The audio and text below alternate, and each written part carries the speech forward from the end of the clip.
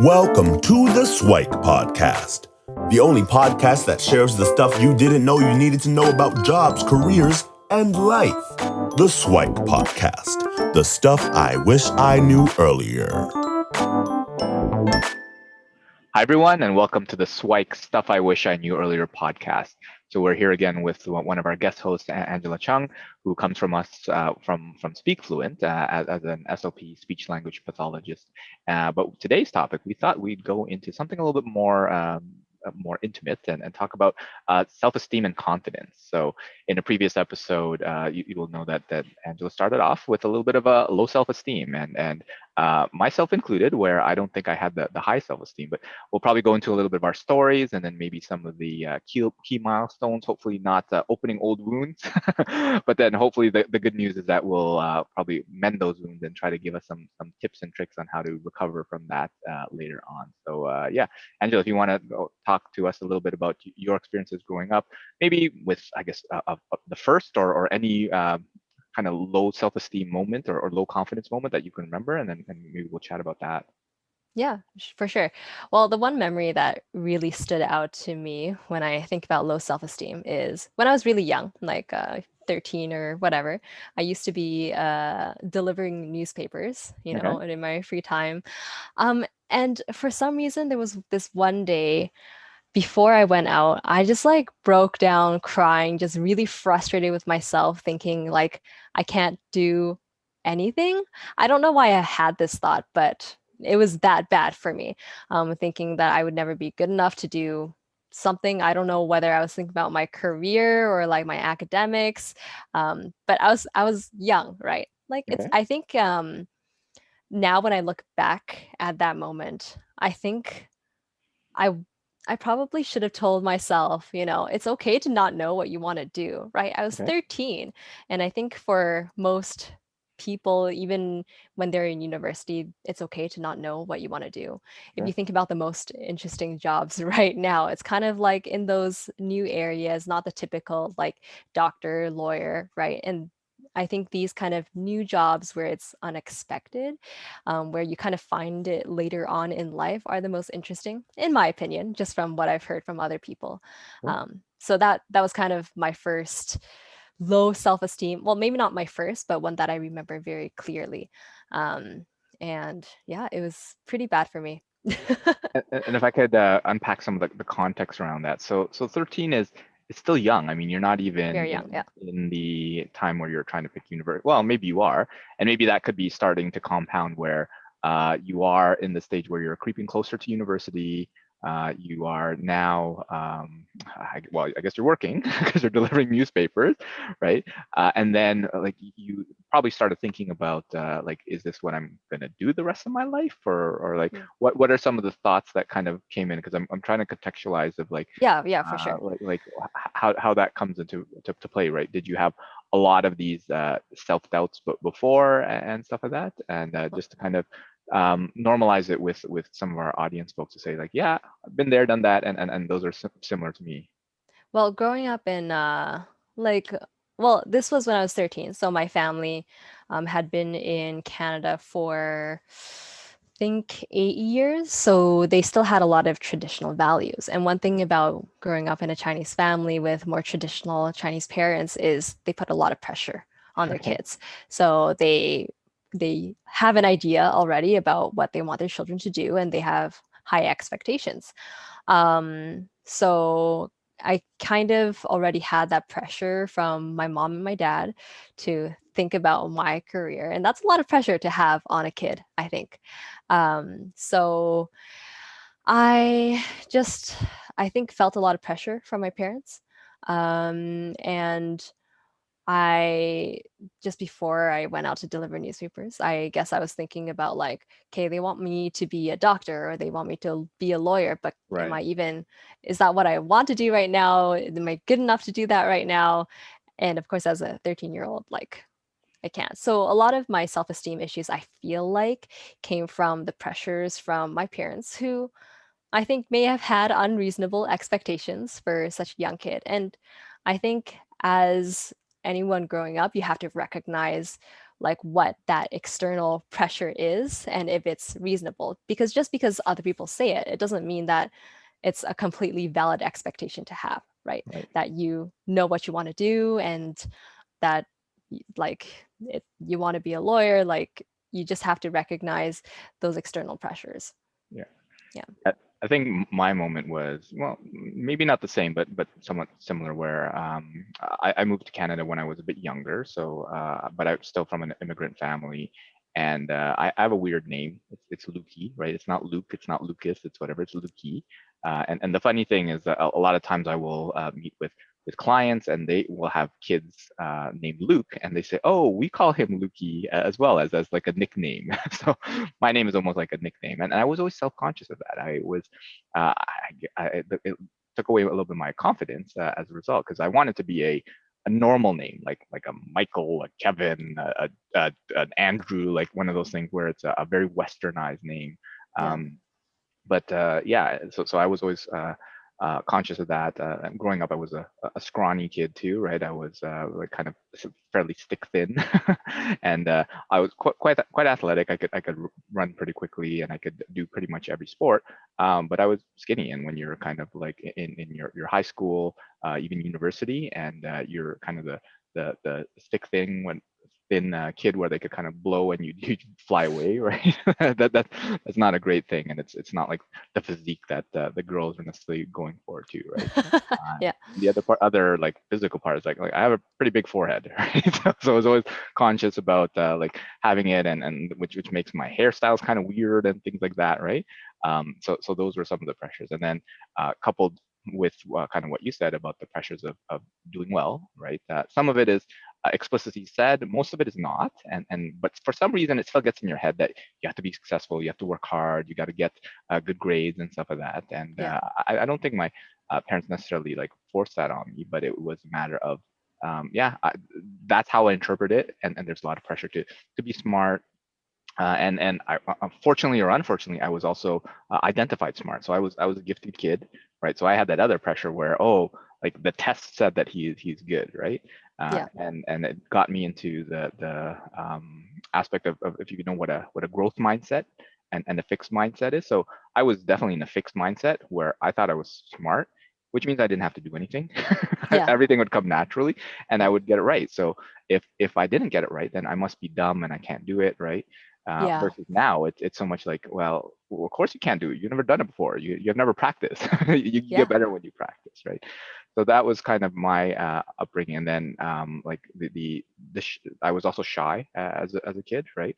And probably inherited from my dad. He's computer science, like computer engineering, right? So that's probably some of the values. And it doesn't help that Asian culture is, again, typically you're shy and reserved, the model minority type of stuff, right?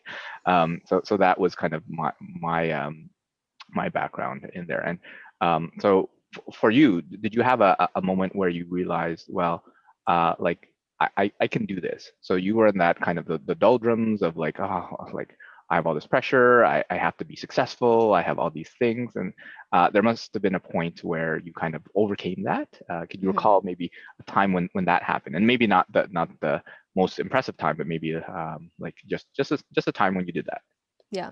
I think that this turning point was definitely around, I think, the first year of university or maybe the last year of high school for me, where I realized that everything was just in my mind, right? It's Okay. all a mindset thing because I recognize that these pressures are like external and that the things about myself I can change, and if it's internal, it's all in my mind. So all this about, being shy, right? And not being able to talk to people, um, that like I felt like I could change. And one of the turning points, just one of them, was my job at KFC that I talked about in our last episode, Mhm. where I was put in a situation where I had to practice. I had to practice talking to people. And once I practiced, I got good at it. Hmm. And it was relatively easy to change. And it's all in my mind that like, I'm bad at talking to people. It's scary talking to people. You just have to be like, you know what? It's not scary. Just do it. Even though you still feel your body reacting to it, if my mind is logical, then I can do it. So it was kind of a weird thing for me because the first few times that I talked to someone, I could hear it in my voice, right? My body was reacting to being nervous. But in my mind, I'm just like, just do it, right? And then eventually it became like my mouth just moved on its own, just said hi, just smiled, and everything was like easy. The second turning point of this, more applicable to kind of my own career as a speech language pathologist, was in university, where I had to do more academic stuff and actually had to do presentations and things like that. So I again remembered, it's all in your mind. It's a mindset thing. Just change your mindset, just go through with it, and then slowly you'll adapt. So during one of my presentations in university, I was never good at public speaking. I was never Yeah. good at speaking in front of other people. So I would always get super nervous. I am one of those people that turns super red when you're put in the spotlight and you have to answer something really well.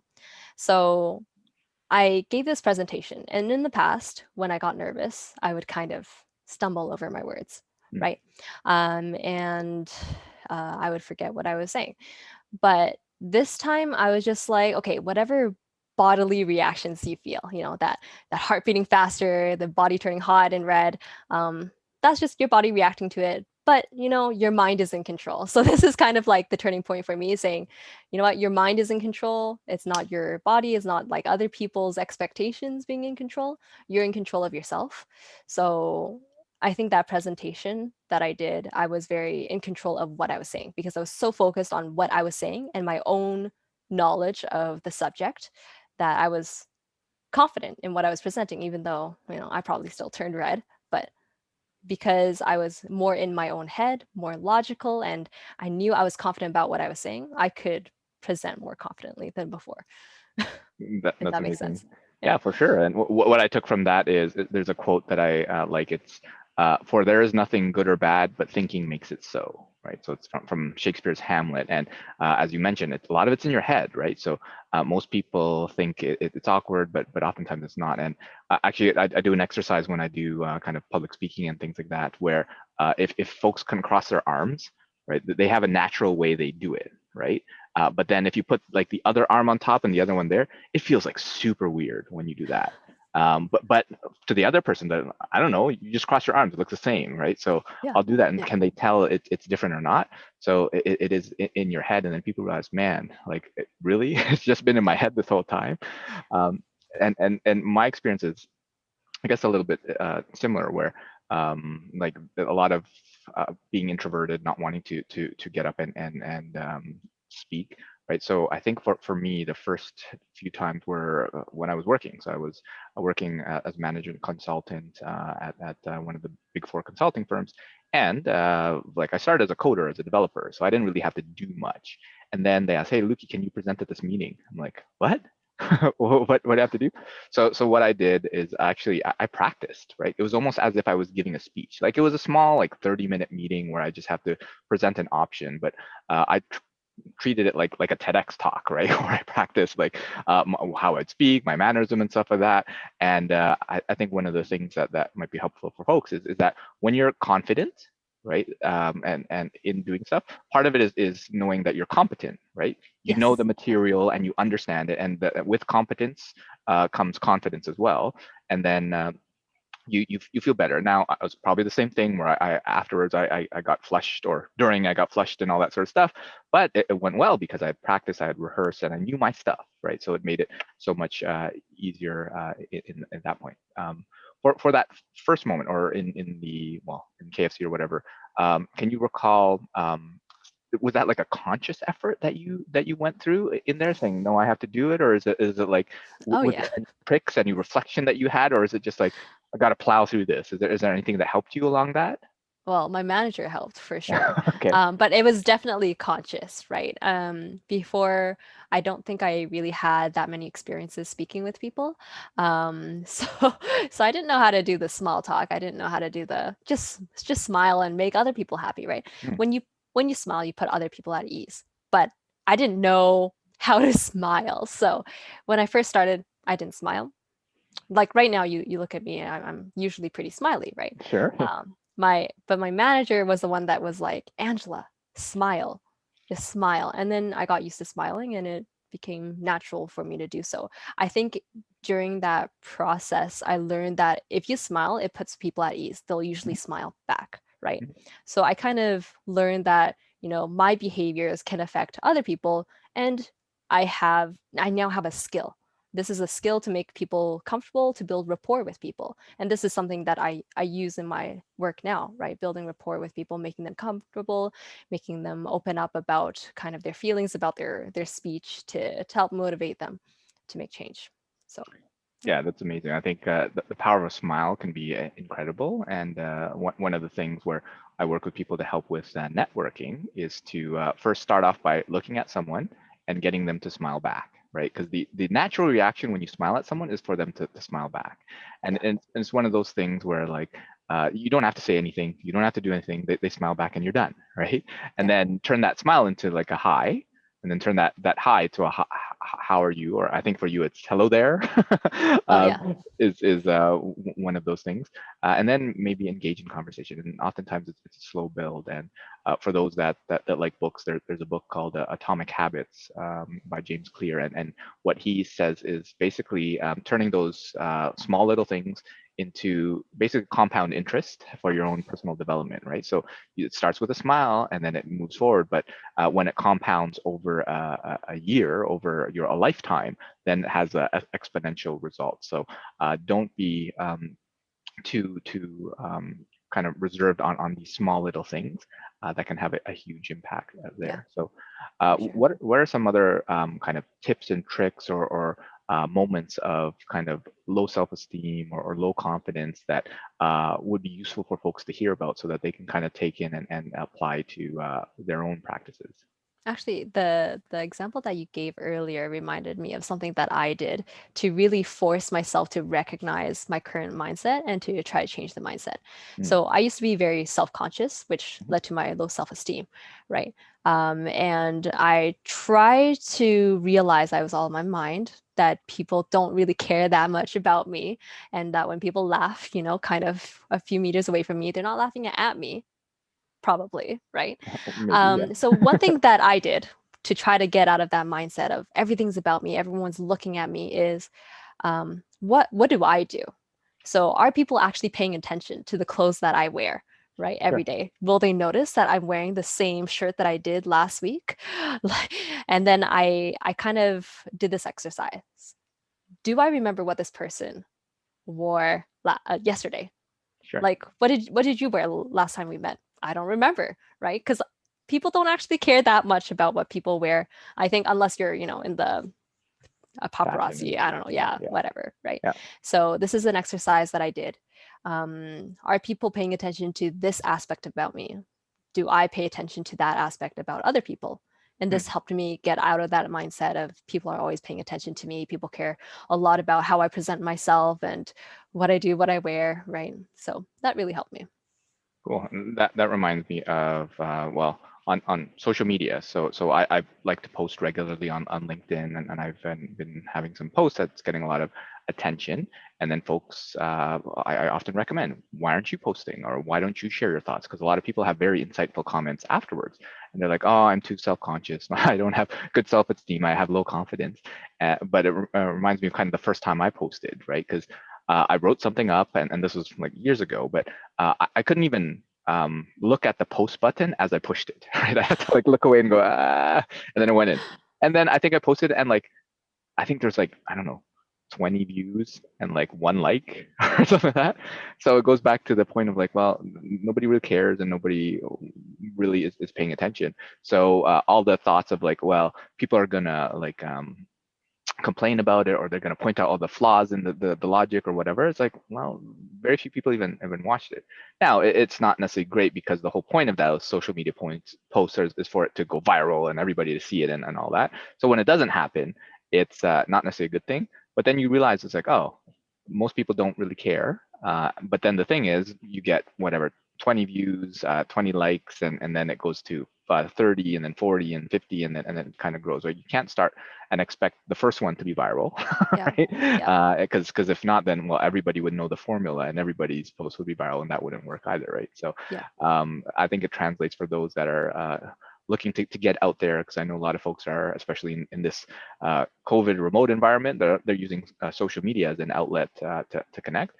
So don't worry about the responses and focus more on getting the content that you want out there, the messages that you want out there, and the people who are important will pay attention.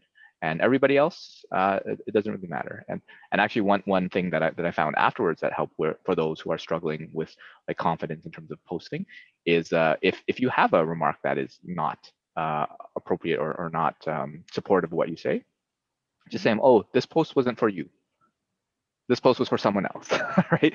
Because you're bound to when you're connecting with like millions or billions of people, someone's not going to like it. Like, Yeah. there's You always can't please everyone. That's another like thought I had. I can't please everyone. Can't for make everyone sure. happy. Yeah. So if you can get in your head that you won't make everybody happy, and there's always going to be someone who's pissed off, well, then you're good. Okay, there you are. Thanks for coming out. and then now I can help the other people who are actually interested in what I'm saying and would benefit from it. So that's awesome. So are there any other moments from more recently or things that you might help clients with that are kind of topical for self-esteem and confidence? I think one of the things, well, for me and the clients that I work with, that help with the self-esteem is knowing. Mm, So confidence is very key. So for a lot of my clients that have accents, sometimes they just feel very self-conscious about their speech. They know something's different, in general, but they aren't sure what aspect is noticeable or distracting or lacks clarity for mhm, listeners. So what I do is I help them understand exactly which aspects can contribute to misunderstandings or could be improved for clarity, and then they report feeling more confident. So for me personally, I've kind of adapted the way I spoke to suit whoever I'm speaking with, and like the little things like the smile, for example, mhm. I recognize that as this is key to making people feel comfortable. So knowing exactly what you have to do and then being able to do it can make you be way more confident, right? But it's about knowing the specifics. Yeah. So yeah. I think that's absolutely important because you don't know what you don't know, that Mhm. sort of thing. So if you have someone that can help um, give you more awareness of what that is, then that's better. And I think for folks, even on their own, what they can do is reflect, right? So if you don't have the benefit of someone to kind of point it out, like a coach or mentor or speech language pathologist, then you can kind of think through what you've done and what could you improve, right? If Mhm. you don't know, then YouTube probably has a lot of resources, right? Google has a lot of resources, right? So try to find, and if not, find someone who's able to help. I think would be a great little thing. And if we talk a little bit about self-confident or low confidence and low self-esteem is challenging. Well, what are some of the benefits that you found with getting over that and overcoming it? um I think, well, like what are the benefits of starting off with low self-esteem and then No, no, no. overcoming it? Well, probably, yeah, sure. I mean, I think there are some benefits to having low self-esteem because you're very conscious of yourself, and not everyone is. Not everyone is very aware of their own behaviors and the things that they do. And I think people who have low self-confidence to start with and then overcome it, they're very aware of their own actions and what needs to be changed. Mm, So I think that that's a huge benefit, being aware. I have a lot of awareness of my speech, so when I was learning to talk and interact with strangers, I was very aware of, okay, a smile will make them smile. If you make a joke, they'll open up a bit more, they'll relax, right? They'll realize that it's a casual kind of discussion. So these are all things that I am very aware of, and I know what kind of impact it has on the other person and on the interaction in general. Um, yeah. I think it goes back to your point on the knowledge, where when you have that knowledge, then you have more of what you're looking for, and then you can be aware, and then you can be even empathetic to the other person, to saying, okay, might they Mhm. be feeling the same or similar things? And when you can connect with them on that level, then it makes it for a much better Yes, you know exactly what I'm conversation. thinking. Yeah. That's exactly what I do. Yeah, I'm Yes, like, we practice this what ahead did of I time. feel back then, right? What did I feel when I was nervous talking to a new person? If they ask me a question about myself, all I have to do is answer, right? Because Right. you already have all the answers in your head. Asking questions is harder, of course. Actually, one of the things that really helped me with the small talk aspect and making people feel comfortable was my clinic partner in graduate school. She Okay. was a people person. She was a really good people person. She would give compliments all the time, and I really valued and respected her ability to make people feel comfortable and happy and positive. So what I started to do was I just gave people compliments all the Mhm. time, and like they were genuine compliments too, right? Whenever I saw something nice about someone, I would point it out, just bring it up, and it would make people feel positive. And I would try to ask more questions about the other person. When you ask more questions about the other person, they feel more comfortable with you. So um, she was a great influence on me. Yeah, I think for me, I would have kind of a similar experience where I found that when I was learning to network and connect with folks, I would find people who are really good at it. And I would almost kind of watch and observe and almost take notes like mentally in my head, because I was like, oh, I really like what you said there, or I really like what you did there. Because some of the things that I teach is that when you're struggling to come up with a new conversation topic, you ask the question back. It's as simple as, and how about you? Right? If they Yes, ask you yeah, something, and how about you? Very simple to get it back. If they don't say anything, because they have to ask a question back for you kind of to return it, I usually pick on something and say, well, that's interesting. Can you tell me more? Right? That's an easy way to continue a conversation. And hmm then one of the other ones is, for some reason, these outgoing, bubbly people, they would talk about the most obvious things, right? Oh, there's a lot of people here. Oh, it's really warm here. It's like really loud. I'm like, yeah, thanks, Captain Obvious. But then I realized that that's kind of like a way to kind of continue on the conversation, make for small talk and whatever. yeah, And your point, I think you nailed it, where it's being interested and curious about the other person. It goes a lot farther than you being the one interesting and telling all and regaling them with your stories. Oftentimes, if the other person, can express their interesting, I don't know, vacation story or work story or whatever, then they'll feel more connected to you when they do that as well. Right. So yeah.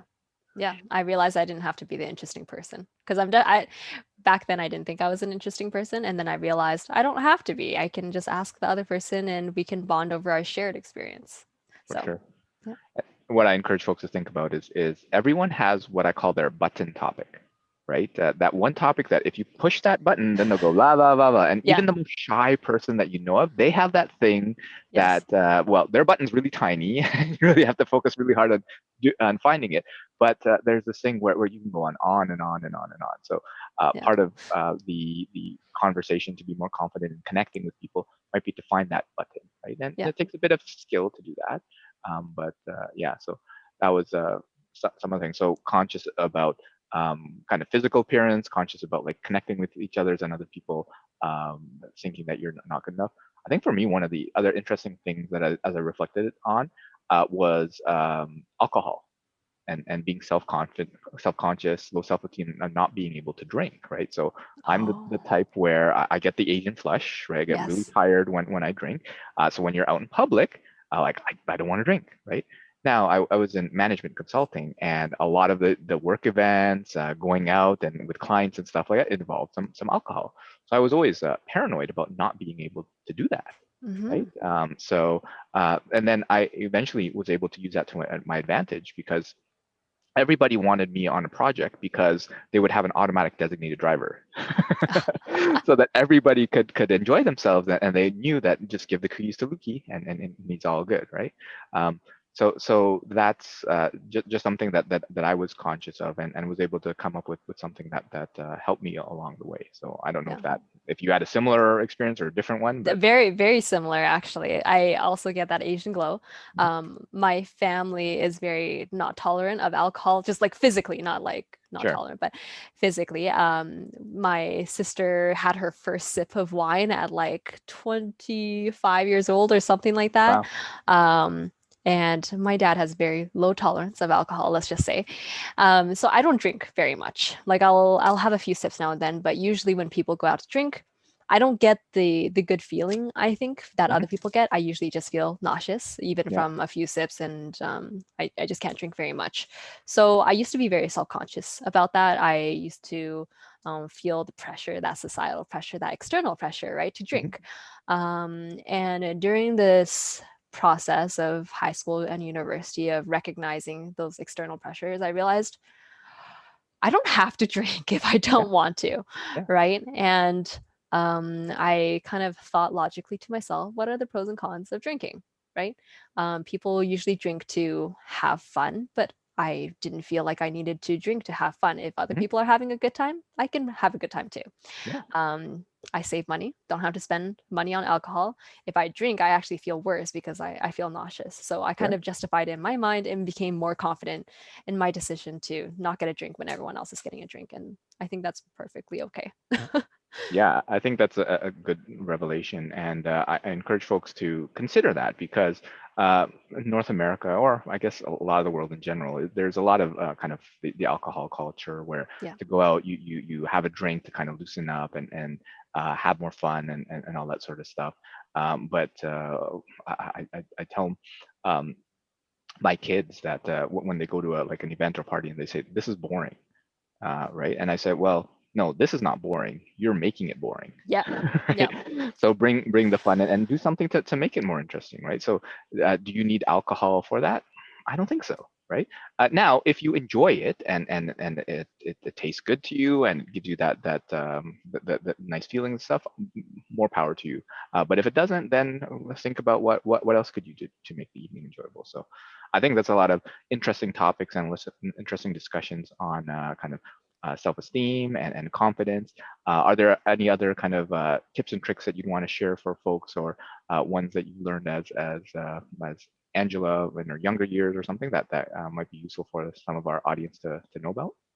I think that's the majority of my tips and tricks. Really like being logical and recognizing what you are in control of and what you aren't. And if you are in control of it, then you can feel free to change it. If you aren't in control of it, then it probably doesn't matter too much. And you just have to work with what you have. Yeah, I think we talked about a lot of the points that I would iterate, and one possibly additional one, although we kind of touched on it, is to understand what's important to you, right? So when you compare that in terms of your values, whether it's on the family side, on the work side, on the like having fun side, on being accepted, whatever it is, what is important to you, and then kind of put that on the scale of does it really matter? Because chances are, whatever you're doing, it doesn't really matter, right? In the grand scheme of things, there are very few things that truly matter, and everything else is just kind of just something to potentially turn into a story later on as well, right? So if you want to go out there and like do a presentation, right? It probably won't even matter, right? Whatever you want to try, picking up an instrument or trying a new language or whatever it is, do it and just learn afterwards. And I think you'll be more confident in the process. And if you can adopt that kind of growth mindset Yeah. and use your head, I think it'll be very helpful for you in the future. So Yeah.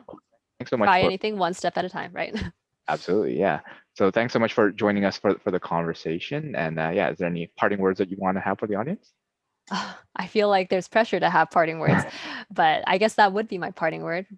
Start small. It's okay if you do things one step at a time and make mistakes, because you can never do something perfectly on the first try.